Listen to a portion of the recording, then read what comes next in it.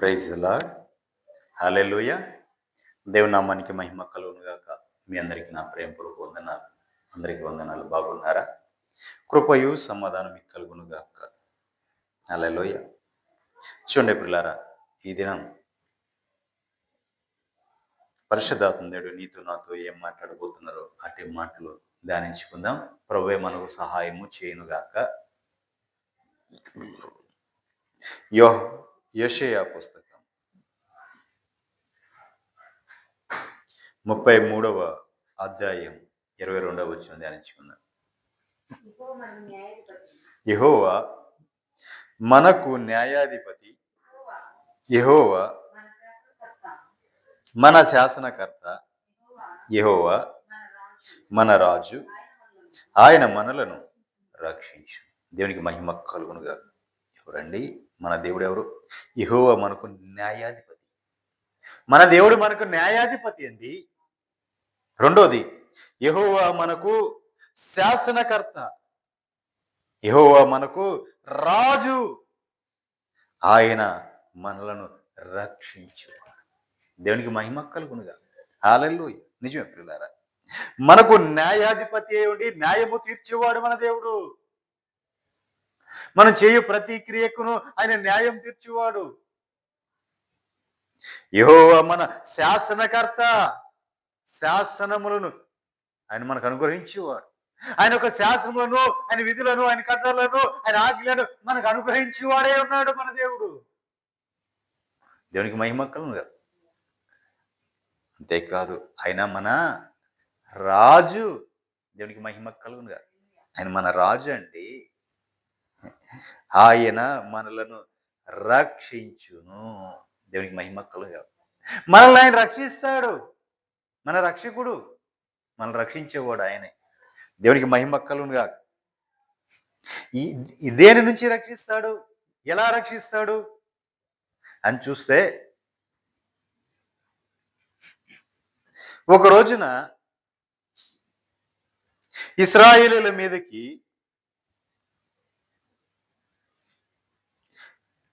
ముగ్గురు కలిసి వచ్చారు. ఇశ్రాయేలీయుల మీదకి ముగ్గురు కలిసి వచ్చారండి. ఎవరంటే మిద్యానీయులు, అమాలేకీయులు, తూర్పువారు. మిద్యానీయులు, అమాలేకీయులు, తూర్పువారు, వీరందరూ కలిసి ఇశ్రాయేలీయుల మీదకి వచ్చారు. ఇశ్రాయేలీయుల మీదకి వచ్చి ఆ ఇశ్రాయేలీయులను ఎలా బాధ పెట్టారనుకున్నారు? ఇశ్రాయేలీయులను ఎలా బాధ పెట్టారనుకున్నారు మీరు? వారికి ఏమీ లేకుండా చేశారంట. కరెక్ట్గా ఎప్పుడు వచ్చేవారంటే పంట టైంలో వచ్చేవారు. పంట టైంలో వచ్చి ఆ పంట పండుతున్న సమయంలో, పంటని ఇంటి చేర్చుకునే సమయంలో వచ్చి ఆ పంటను దోచుకోవటమే కాదు, వాళ్ళ పశువులకి, వాళ్ళ మందలకి మేత లేకోకుండా వాటినంతటిని కూడా వీళ్ళు దోసుకునేవారు. దేవునికి మహిమ కలుగునుగా. అలాగే ముగ్గురు కలిసి ఒక గుంపుగా వచ్చేసారు. ఎలా ఉన్నారంటే వారి ఒంటెలు సముద్రపు ఇసుకరేణులే ఒంటెలే ఉన్నాయి. విస్తారమైన జన సమూహం వచ్చారు వీరిని దోసుకోవటానికి. కానీ చూడండి ఆ మాట చూడండి, 6వ అధ్యాయం, న్యాయాధిపతులు 6వ అధ్యాయం 3వ వచనం.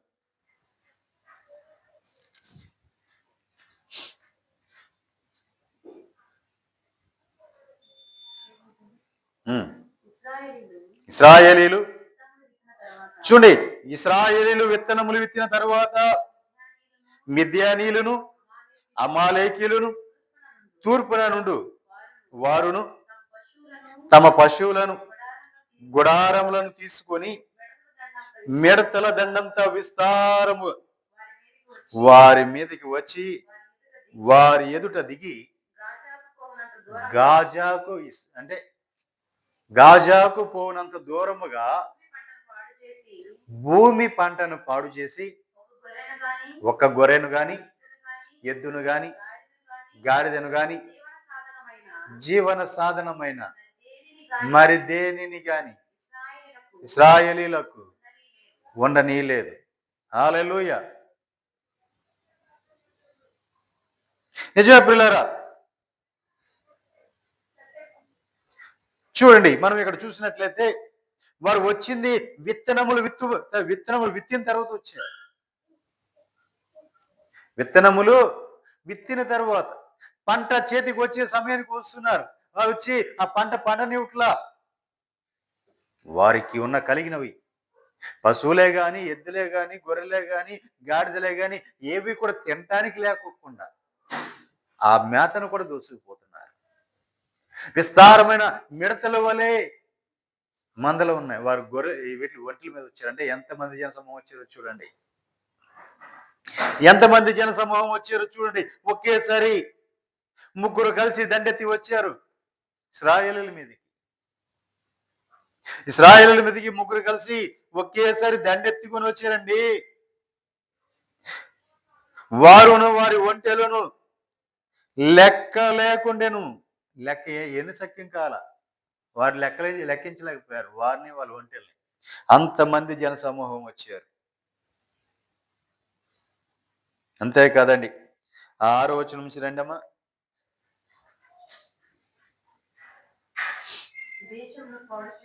చూడండి, ఇశ్రాయేలు దేశాన్ని పాడు చేయడానికి వారు దానిలోనికి వచ్చారు.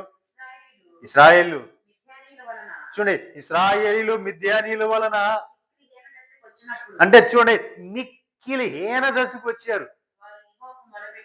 ఒక్క నిమిషం అండి. ఆఖరికి ఎంత స్థితికి వచ్చారంటే మిక్కిలి హీనమైన స్థితికి వచ్చేసారు. అంటే తినటానికి కూడా లేనంత హీనమైన స్థితికి వచ్చారు. మొత్తం పంటంతా దోసుకుపోతున్నారు. వాళ్ళ పశువులు మేసుకుపోతున్నాయి. వీళ్ళ పశువులన్నీ కూడా చనిపోతా ఆకలి మేత లేక మేత క్షీణించిపోతున్నాయి. వీళ్ళ పశువులు క్షీణించిపోతున్నాయి. వీళ్ళకు కూడా తినడానికి లేకుండా వీళ్ళు కూడా క్షీణించిపోతున్నారు. హీన దశకు వచ్చారట. హీనమైన దశ. ఎంతటి హీనమైన దశకు వచ్చారు చూడండి. మిక్కిలి హీనమైన దశకు వచ్చేసారు. ఇక వాళ్ళు తినడానికి కూడా ఏమీ లేదు అక్కడ. అలాంటి హీనమైన స్థితికి వచ్చినప్పుడు, ఆ స్థితిలో ఉన్నప్పుడు వీళ్ళు ఏం చేశారంటే దేవునికి యెహోవాకు మొరపెట్టారు. ప్రభువా, మా స్థితి చూడయ్యా, మా పరిస్థితి చూడయ్యా, ఈ దీనస్థితి, ఈ హీనమైన స్థితి చూడయ్యా, వాళ్ళు నీచులే మమ్మల్ని చూస్తున్నారయ్యా. అయ్యా ఇదిగో మీరు తినడానికి మాకు తిండి దొరకట్లేదయ్యా. మామూలుగా అన్నీ ఉన్నప్పుడు దేవుడు గుర్తు వస్తాడా అండి? అదే అధ్యాయంలో ముందుకు వెళ్తే అసలు ఏం జరుగుతుందో తెలుస్తుంది. ఏంటంటే ఇశ్రాయేలీయులు దేవుని విడిచిపెట్టేశారు. దేవుని లెక్క చేయలేదు. దేవుని విడిచిపెడితే దేవుడు ఏం చేశాడంటే వారిని మిద్యానీయులకు అప్పగించాడు, అమాలేకులకు అప్పగించాడు, తూర్పు వారికి అప్పగించాడు. వాళ్ళకి అప్పగించిన తర్వాత వారు వీరి మీద రేగటం మొదలు పెట్టారు. అంతకు ముందు వీరంటే భయం. వారందరికీ భయమే. ఇశ్రాయేలీయులు అంటే అందరికీ భయమే. కానీ వారు ముగ్గురు కలిసి ఇప్పుడు ఇశ్రాయేలు మీదకి వచ్చారు. ఇశ్రాయేల్ మీదకి వచ్చి ఇశ్రాయేల్ని మిక్కిలి హీనపరిచేశారు. మిక్కిలి హీనపరిచారు ఇశ్రాయేలీని. అలా ఇశ్రాయేల్ని హీనపరిచిన తర్వాత ఇక వారు తట్టుకోలేక, వేరే దారి లేక, వేరే మార్గం లేక, వాళ్ళు ఆదుకునేవారు లేడు, రక్షించేవారు లేడు, వాళ్ళ నుంచి విడిపించేవారు ఎవరు లేక, ఇక ఇదిగో దేవా నీవే మాకు దిక్కు, మా పితరుల కాలంలో ఐగుప్తు నుంచి మమ్మల్ని నడిపించిన వారు నీవే కదా, మా పితరులకు ఇదిగో ఈ శ్వాసముగా ఇచ్చినవాడు, ఈ భూమిని శ్వాసంగా ఇచ్చినవాడు నీవే కదా, మా పితరులను రక్షించిన వాడు నీవే కదా. అయ్యా ఇప్పుడు మమ్మల్ని కూడా రక్షించు, నీ రక్షణ మాకు దయచేయి, మమ్మల్ని కూడా కరుణించు అని చెప్పి ఇప్పుడు ఆఖరణ మొరపెడుతున్నారు. ముందులో చూస్తే ఆ అధ్యాయాల ప్రారంభంలో చూస్తే వాళ్ళందరూ కూడా దేవునికి విరోధంగా కార్యములు చేసి దేవుని తునీకరించిన వారంతా కూడా. కానీ వారిని ఎలా ఉందా మీ పరిస్థితి ఉండండి చెప్తాను అని చెప్పి దేవుడు ఏం చేశాడు? మిద్యానీయులకి, అమాలేకులకి, తూర్పు వారికి అప్పగించేశాడు వారిని. ఇప్పుడు వారు ఏం చేస్తున్నారు? మొర్ర పెడుతున్నారు. ఎలా మొర్ర పెడుతున్నారంటే హీనమైన స్థితికి వచ్చారు. సర్వ సమృద్ధులతో నిండిన ఆశీర్వాదాలతో వర్ధిల్లుతున్న వారు,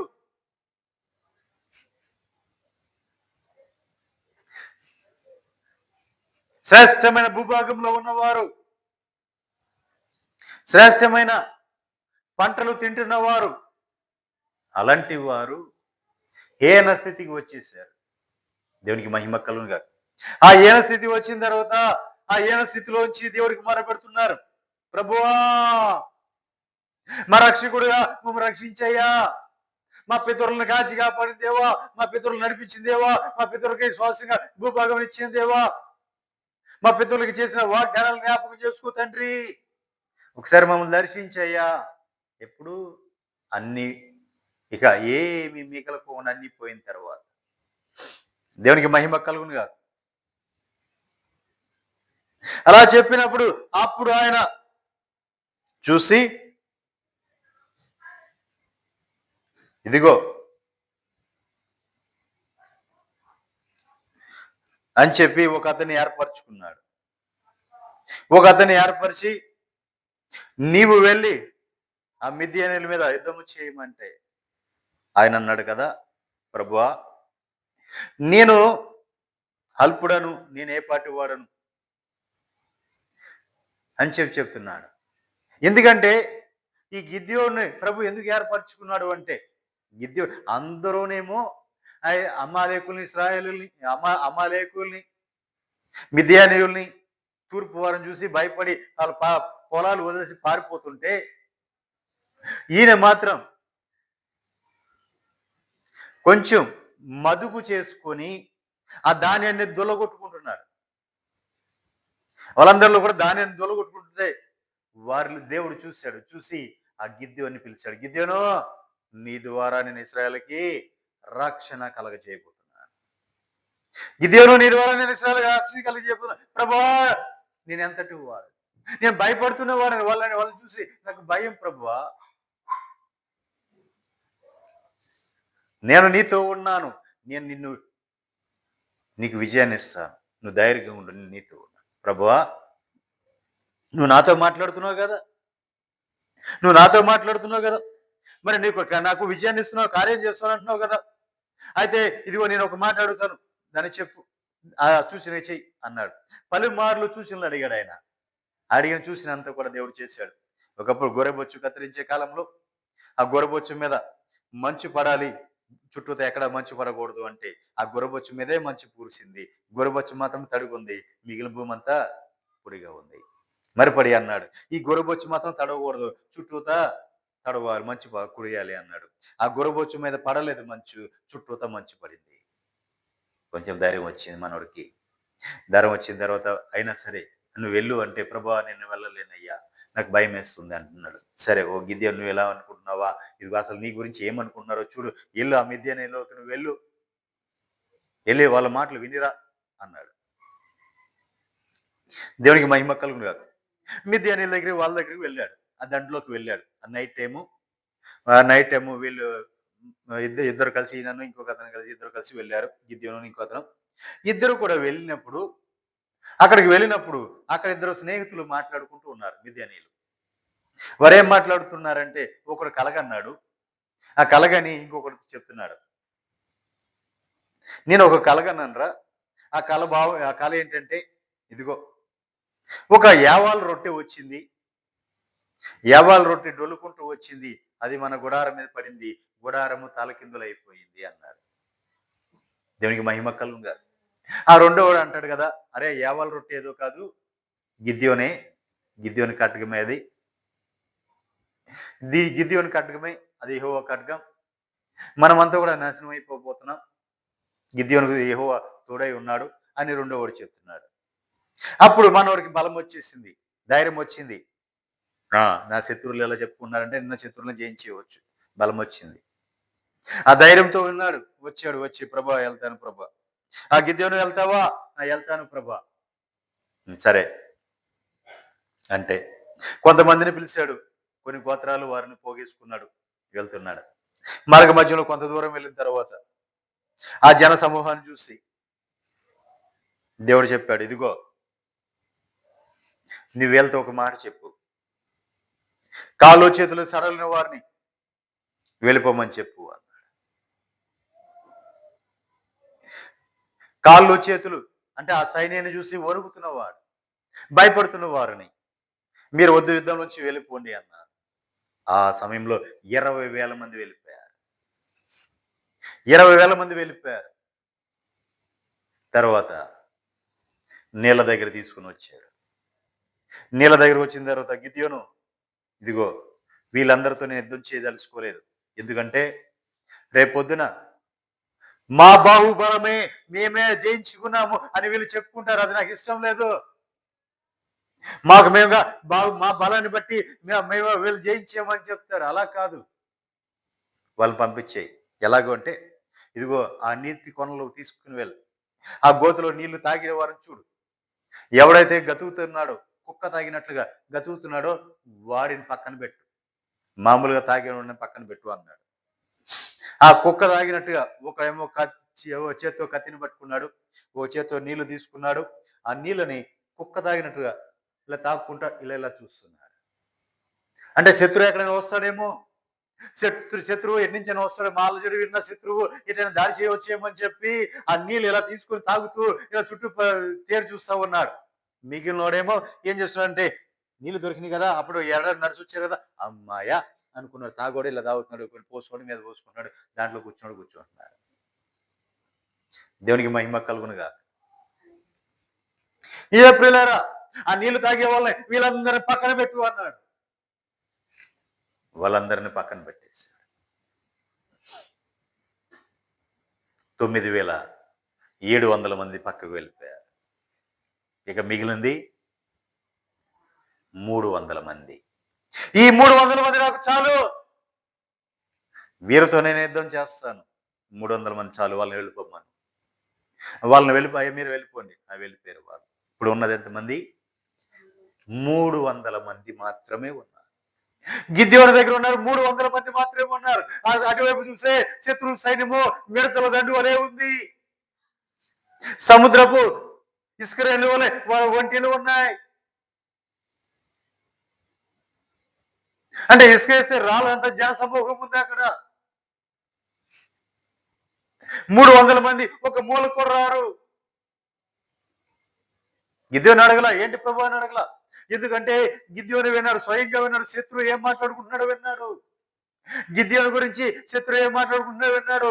గిద్యోను ధైర్యపరిచాడు దేవుడు, బలపరిచాడు. ఇదిగో నువ్వు వెళ్ళు, నేనే యుద్ధం చేస్తాను, నువ్వు వెళ్ళు, నేనే యుద్ధం చేస్తాను అన్నాడు. గిద్యోను వెళ్ళాడు.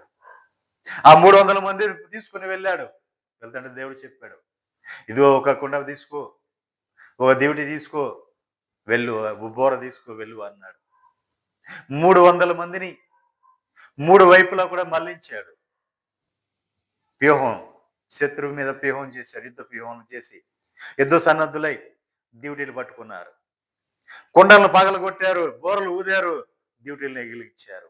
చుట్టూ చూసే ఎటు చూసినా మొత్తం అంతా డ్యూటీ వెలుగుతూనే కనపడుతున్నాయి. శబ్దం, కుండల శబ్దం వచ్చేసింది.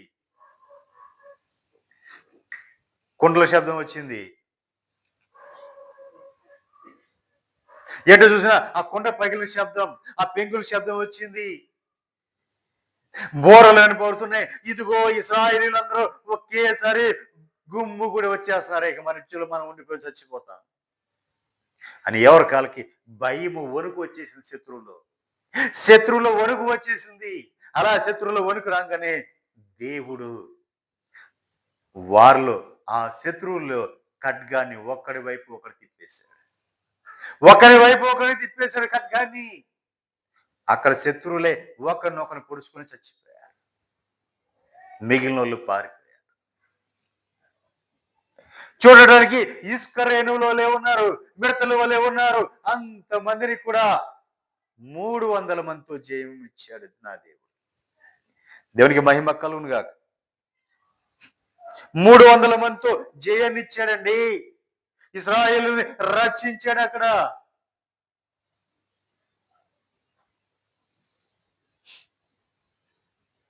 చూడండి, న్యాయాధిపతులు 7:7 చూస్తే, అప్పుడు యెహోవా గతికిన 300 మనుషుల ద్వారా మిమ్మును రక్షించెదను అని చెప్పాడు. దేవునికి మహిమ కలుగునుగా. హల్లెలూయా.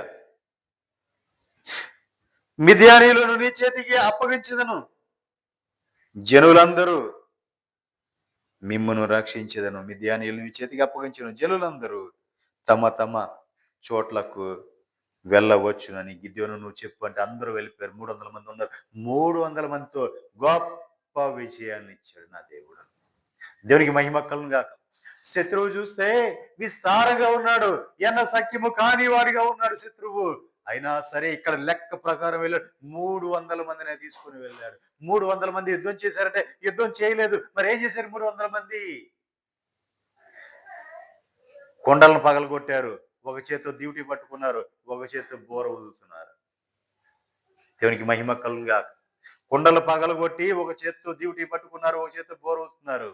శత్రువు దేవుడు తన వైపు తానే వాళ్ళకి చేతులు ఖడ్గాన్ని తిప్పేసాడు. ఆ ఖడ్గాన్ని తిప్పంగానే ఒకరినొకడు అర్థము కాక కంగారులో పొడుచుకుని చచ్చిపోయారు. కొంతమంది పారిపోయారు. దేవునికి మహిమ కలుగును గాక.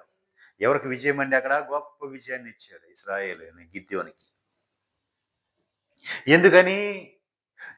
హీన స్థితికి దిగారిపోయిన తర్వాత దేవా అని అడిగాడు. ఆయన వదిలిపెట్టాడా? వదిలిపెట్టే దేవుడు కాదు మన దేవుడు. దేవునికి మహిమ కలుగును గాక. హల్లెలూయా.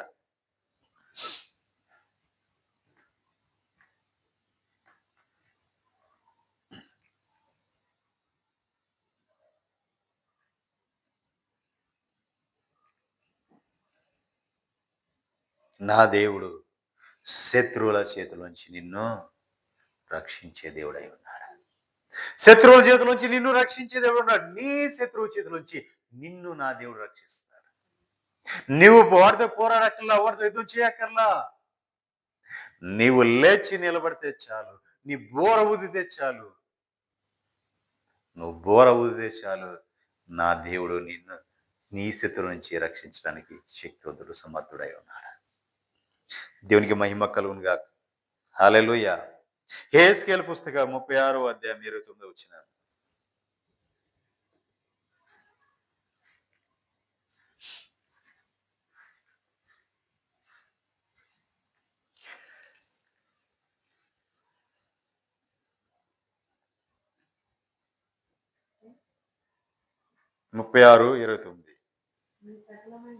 మీ సకలమైన అపవిత్రతను పోగొట్టి నేను మిమ్మును రక్షింతును, మీకు కరువు రానీక. చూడండి, దేవుడు ఏం చేస్తాడండి? మనల్ని సకలమైన అపవిత్రతను మొదలుగా పోగొడతాడు. సకలమైన అపవిత్రత. ఈ అపవిత్ర అనేది మనలో ఉంది కాబట్టి, ఈ నరుడిలో ఉంది కాబట్టి, ఈ మానవుల్లో ఉంది కాబట్టి దాన్ని ముందుగా సకలమైన అపవిత్రతను ఆయన పోగొడతాడు.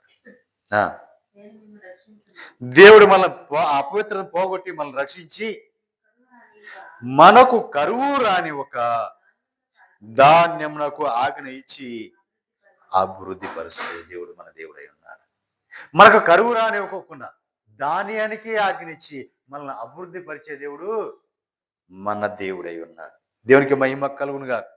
హల్లెలూయా. సకలమైన అపవిత్రతను పోగొట్టి మనల్ని రక్షించేవాడు మన దేవుడు. మనకు కరువు రానివ్వకుండా ధాన్యానికి ఆజ్ఞ ఇచ్చి మనల్ని అభివృద్ధి పరిచే దేవుడు.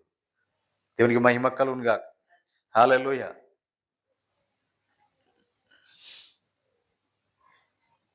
కింద వచ్చిన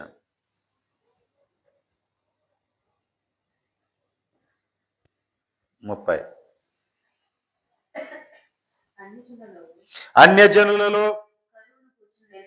అన్యజనులలో కరువును గూర్చిన నింద మీరిక నొందకుండునట్లు చెట్ల ఫలములను భూమి పంటను. చూడండి, ఇక కరువు అనేది లేకోకుండా, నీకు కరువు అనేది రాకోకుండా చెట్ల ఫలములను భూమి పంటను విస్తరింప చేయబోతున్నాడు. దేవునికి మహిమ కలుగును. నా దేవుడు నీకు కరువు అనేది రానివాడు, సమృద్ధితో నిన్ను నింపబోతున్నాడు. నీకు కలిగిందని ఆశీర్వదించబోతున్నాడు. నీకు కరువు అనేదే లేకుండా, కరువు అనేది తెలియకోకుండా నా దేవుడు నిన్ను తృప్తి పరచబోతున్నాడు. దేవునికి మహిమ కలుగును. కింద వచ్చిన అప్పుడు మీరు అప్పుడు మీరు మీ దృష్టి ప్రవర్తనను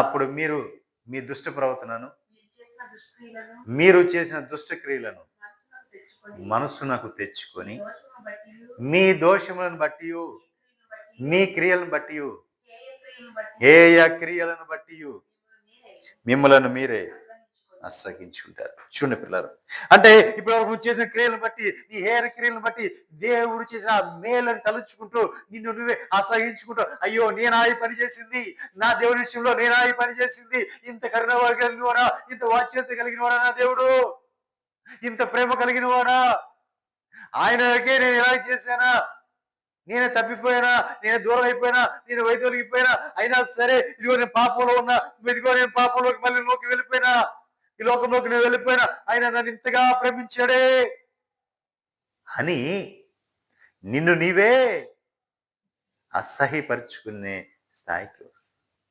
దేవునికి మహిమ కలుగును కాక. హల్లెలూయా. కింద వచ్చిన మీ నిమిత్తము నేను ఇలాగున చేయట్లేదని. చూడండి, మీ నిమిత్తం ఇలాగని ఆయన చేయట్లా, అది మీరు తెలుసుకోవాలి. ఇదే ప్రభు అయినా యెహోవా వాక్. ఓ ఇశ్రాయేలులారా, మీ ప్రవర్తనను గూర్చి చిన్నబోయి సిగ్గుపడుడి. మీ దోషముల వలన మీకు కలిగిన అపవిత్రతను నేను తీసివేసి మీ పట్టణములలో మిమ్మును మీ అపవిత్రతను, మీ దోషములు తీసివేసి, ప్రభు తీసివేసి మీ పట్టణములలో మిమ్మల్ని నివసింపచేసి పాడైపోయిన స్థలములను మరలా కట్టుదును అంటున్నాడు.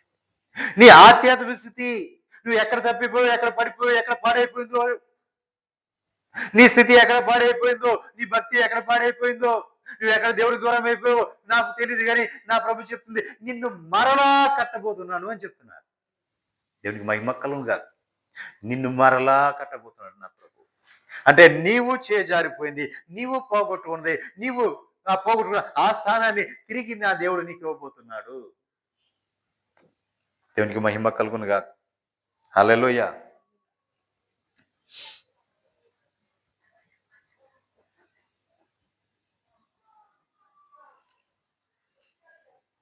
ముప్పై 37వ అధ్యాయం, అదే యెహెజ్కేలు 37వ అధ్యాయం 23వ వచనం 6వ వచనం నుంచి ధ్యానించుకుందాం.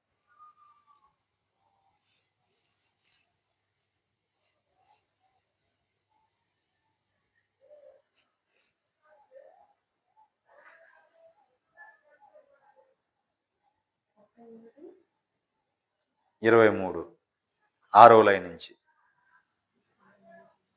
వారు మానక, చూడు, వారు మానక పాపములు ఇక చేయకుండా వారిని రక్షించి వారిని పవిత్రపరిచెదను అని నా దేవుడు చెప్తున్నాడు.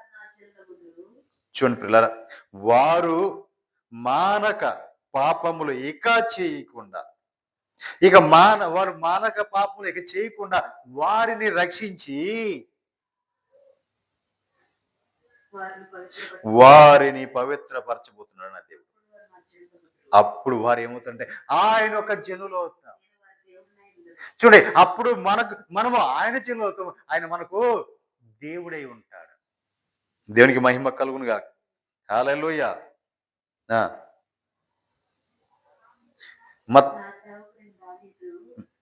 మత్తయి శుభవార్త 1వ అధ్యాయం 2వ వచనం.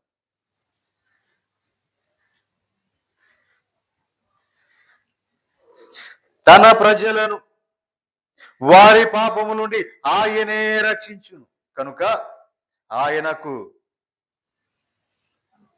యేసు అను పేరు పెట్టబడును. దేవునికి మహిమ కలుగునుగా. తన ప్రజలను వారి పాపం నుండి ఆయనే రక్షించును కాబట్టి ఆయనకు యేసు అను పేరు పెట్టే. దేవునికి మహిమ కలుగును గాక. హల్లెలూయా. రోమా పత్రిక 3వ అధ్యాయం 22 వచ్చింది ధ్యానించుకుందాం.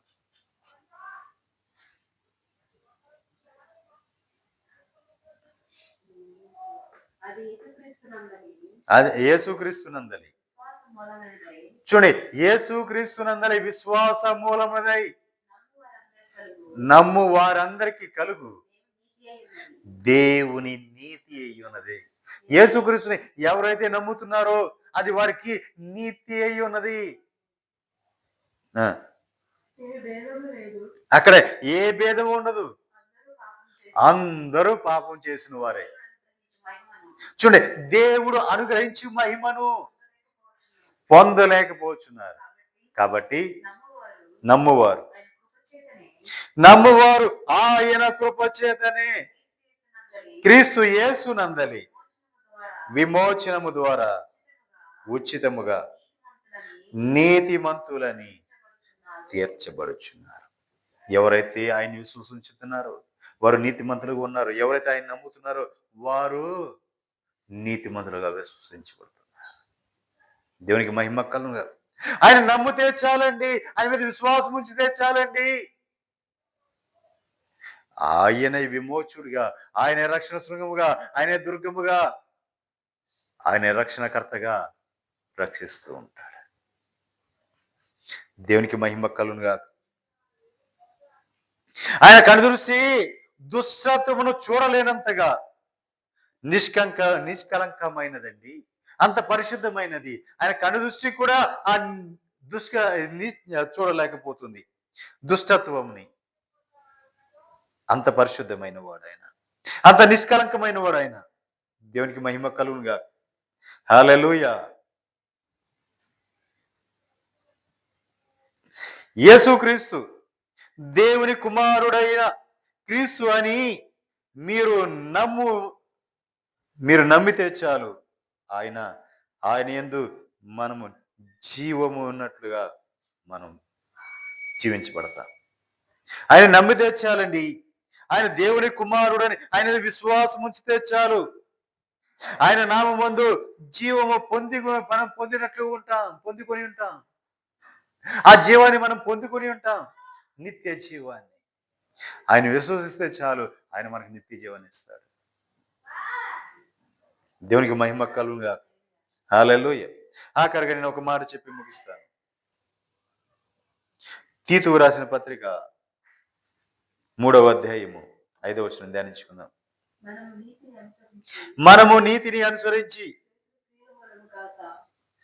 చేసిన క్రియల మూలముగా కాక తన కనికరము చొప్పునని పునర్జన్మ సంబంధమైన స్నానము ద్వారాను పరిశుద్ధాత్మ మనకు నూతన స్వభావమును అనుగ్రహించడం ద్వారాను,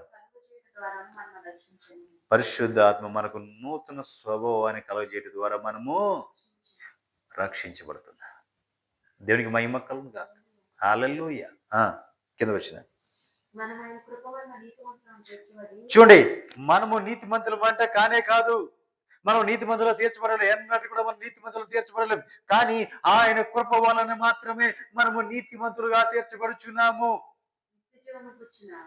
నిత్య జీవమును గూర్చిన నిరీక్షణను బట్టి దానికి వారసులగుటకై ఆ పరిశుద్ధాత్మను మన రక్షకుడైన యేసుక్రీస్తు ద్వారా ఆయన మన మీద సమృద్ధిగా కుమ్మరించెను. హల్లెలూయా. నిజమే ప్రియులారా, మనము నీతిమంతులని తీర్చబడి నిత్య జీవమును గూర్చిన నిరీక్షణ బట్టి దానికి వారసులై అగుటకు మనం ఏం చేయాలంటే పరిశుద్ధాత్మతో సమృద్ధిగా మన మీద కుమ్మరించబడాలి. దేవునికి మహిమ కలుగునుగా. హల్లెలూయా.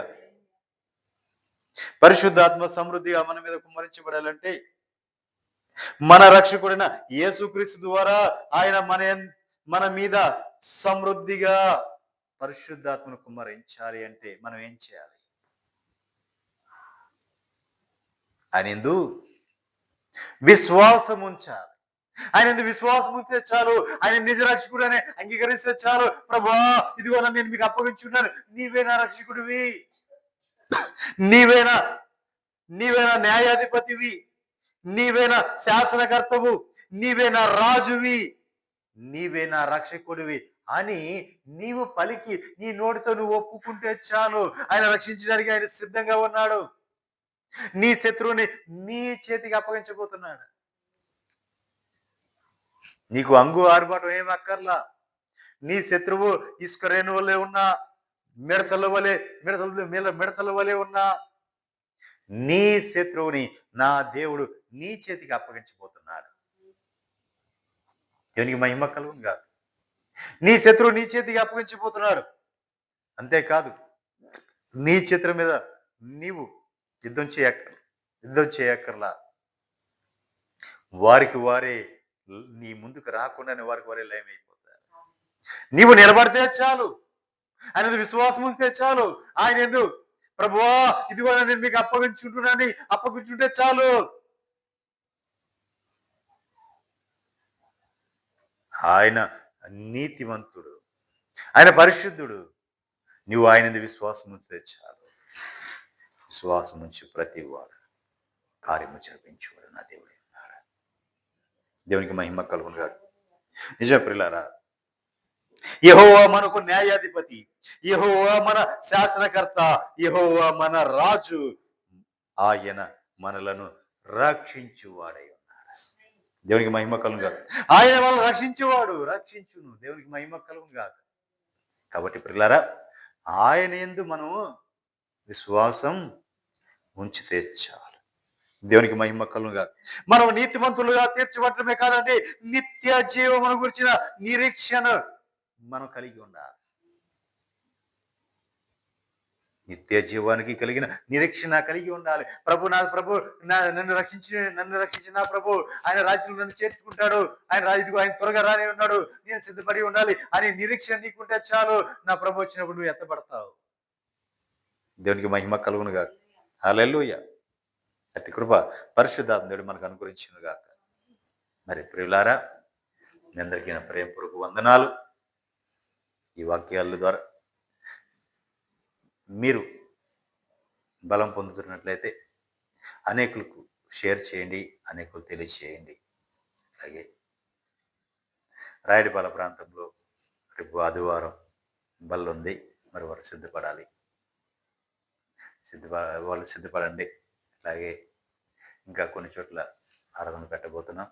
మరి రేపు ఆదివారం ఆరాధన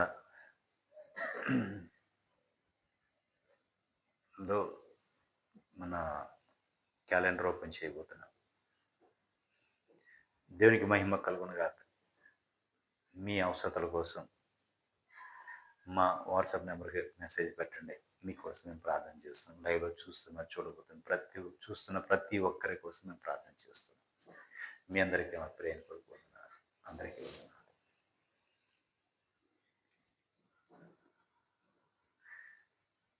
ప్రార్థన